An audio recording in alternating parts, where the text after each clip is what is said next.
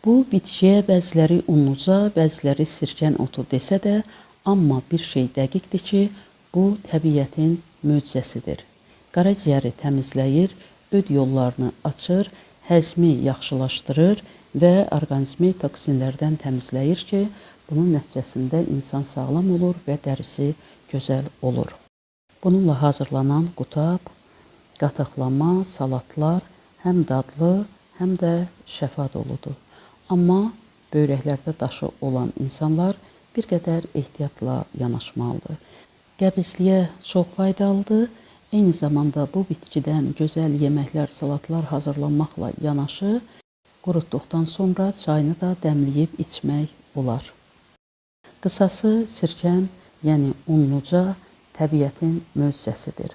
Bu möcüzəvi bitkidən siz də istifadə edin və faydalanın.